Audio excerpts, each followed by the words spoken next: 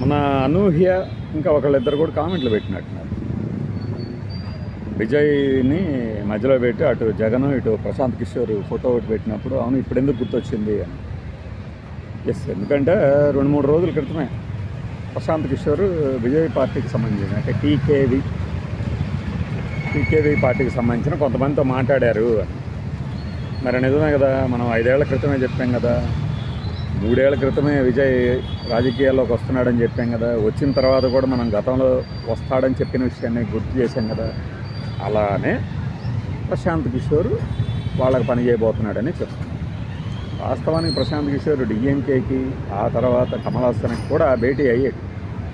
అయితే ఇతని కర్మ ఏంటంటే అది ప్రశాంత్ కిషోర్కి అతని పార్టీనే అతను గెలిపించుకోలేకపోయాడు. అంటే ఇతను కేవలం పార్టీలు ఏ స్ట్రాటజీలో వెళ్తే గెలుస్తాయో చెప్పగలలే కానీ తన భవిష్యత్తును తాను నిర్ణయించుకోలేడని అర్థమైపోయింది కదా. జన సురక్షను ఏదో పార్టీ పెట్టాడు బీహార్లో పాదయాత్రలో. ప్రతివాడు చేస్తాడు పాదయాత్ర. కొంతమంది చేసిన వాళ్ళకి ఎందుకు పేరంటే మనుషుల క్యాలిబర్ కూడా. ఈ జగన్మోహన్ రెడ్డి స్వయంగా చెప్పాడు అప్పుడు సమాజ్వాదీ పార్టీకి మన ప్రశాంత్ కిషోర్ పనిచేసినప్పుడు ఉత్తరప్రదేశ్ ఎన్నికల్లో ఆ 419, 420 నియోజకవర్గాల అతిపెద్ద ఉత్తరప్రదేశ్లో గ్యాప్ చూపించాడు కదా. ఇలా ఉంటే కొద్దిగా ఏదైనా తీసుకురాగలడు, కానీ మరి ఇంత తేడా ఉంటే మనం ఏమీ చేయలేము అని ప్రశాంత్ కిషోర్ని పరిచయం చేస్తూ ఆంధ్ర ప్రజలకి చెప్పాడు. అది కరెక్ట్ అనమాట. ఒక ఇమేజ్ ఉన్న వాళ్ళకి ప్రశాంత్ కిషోర్ వ్యూహాలు కాస్త చూస్తే పనిచేస్తాయి. ఏ ఇమేజ్ లేనివాడికి ఏముండదు. అలానే గెలిచే అవకాశాలు పలానా వాడికి ఉన్నాయన్న చోట కూడా వాలిపోతే వస్తుంది. విజయ్కి ఏంటంటే ఈవెన్ ఇప్పుడు ఎన్నికలు పెట్టినా కూడా అతను నిలబెట్టిన క్యాండిడేట్లకి 15-20% ఓటింగ్ ఉంది అనేది ఒక అంచనా. సో ఈ 20%ని ఇంకొక 15%కి తీసుకెళ్ళగలిగితే విజయ అవకాశాలు వస్తాయి. అంటే డబల్ చేయాలి. ఆ డబల్ చేయడానికి ఏ వ్యూహాలు? ఎందుకంటే సినిమా నటుడు రాజకీయాల్లోకి రాగానే జనం పొలోమంటూ పరిగెత్తుకుంటూ వస్తారు, కానీ ఓట్ల శాతానికి కన్వర్ట్ అవ్వాలంటే చాలా టైం పడుతుంది. ఆయనకున్న టైం తక్కువే, 1 ఇయరే. ఈ 1 ఇయర్లో ఏం చేయాలి, ఎలాంటి వ్యూహాల్లో వెళ్ళాలి అన్నప్పుడు ఒక సెఫాలజిస్ట్ అవసరమే. మనకి ఎంత కాదన్నా కళ్ళ ముందు కనపడేది ముందు పీకే, షో టైం వాళ్ళు, ఇంకొకళ్ళు. ఇలాంటి సందర్భంలో ఏంటంటే ఇప్పుడు కాంగ్రెస్కి సంబంధించి కర్ణాటకలో తెలంగాణ గెలిపించిన ఒక టీం ఉంది కాబట్టి వాళ్ళని తీసుకుంటారు, అక్కడ తమిళనాడుకి కూడా పంపించేస్తారు. ఇక్కడ మరి ఎవరిని తీసుకోవాలి? అందుకనే పీకే వస్తాయి. ఈ కోణంలో కొంతమంది ఏమంటారంటే కమల్ హాసన్ డిఎంకే లాగేసుకుంది కదా, మరి ఇలాంటప్పుడు ఇతనికి ఎలా అంటే Kamal Haasan part time politician లాగానే అక్కడ జనాలు చూశారు.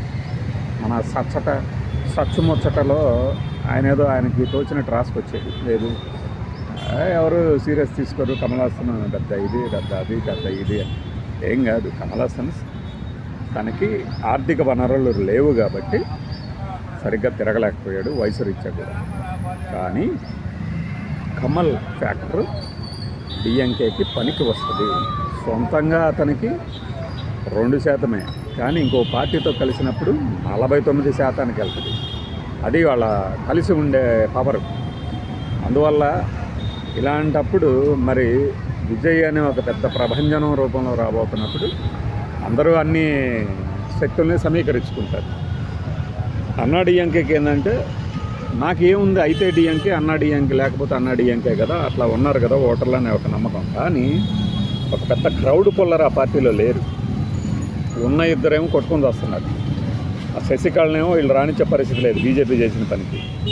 లేకపోతే శశికళనే కనుక అన్నా డిఎంకేలో కంటిన్యూ చేసి ఉంటే ఒక స్టెబిలైజేషన్ వచ్చేది. ఇప్పుడేంటి బీజేపీ తోక అయితే బీజేపీ చెప్పినట్టు అన్నా డిఎంకే ఆడాల్సిన పరిస్థితి.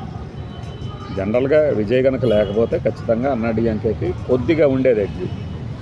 ఆ రూపంలో బీజేపీ కూడా గ్రాబ్ చేసి ఉండేది. మరి అలా కాదు కదా. సో ఇన్ని పరిణామాల నేపథ్యంలో ఖచ్చితంగా ఓట్ షేర్ పెరగాలంటే ఈ సినిమా నటుడికి పొలిటికల్ వ్యూహాలు అవసరం. అది ప్రశాంత్ కిషోర్ ఇస్తాడు. ఖచ్చితంగా 3 పార్టీల పోరుగా ఇది మారబోతుంది. డిఎంకే, అన్నా డిఎంకే, విజయ్, అంతే. ఎవరు గెలుస్తారు అనేది స్టాలిన్కే ఎక్కువ ఉన్నది అని. ఎందుకంటే అది ఆయనకున్న ఇమేజ్, సుదీర్ఘమైన రాజకీయ ప్రస్థానం, పెద్దగా ఆరోపణలు లేని ప్రభుత్వం. ఈ కోణంలో ఆయన తీసుకుంటున్నటువంటి యాంటీ ఎన్డీఏ పాలసీలకి మంచి ఆదరణ లభిస్తుంది. ఇప్పుడు యాంటీ డిఎంకే ఓట్లు ఎవరికి వెళ్తాయి? అన్నా డిఎంకేకి వెళ్ళటానికి బీజేపీ అడ్డుగా ఉంటుంది, అది ఎంత కాదన్నా కూడా. సో ఉంటే వీళ్ళ మధ్య పోటీ ఉండాలి. ఈ కోణంలో అన్నా డిఎంకే ఓట్లు చీల్చటమేమో కానీ సీట్ల వరకే పరిమితం అవుతుంది, తక్కువ సంఖ్యలో అనేది ప్రస్తుతానికి ఉన్న అంచనా. విజయ్ రైజింగ్ కొద్దీ ఆ సీట్లు ఇంకా తగ్గుతూ ఉంటాయి. బై.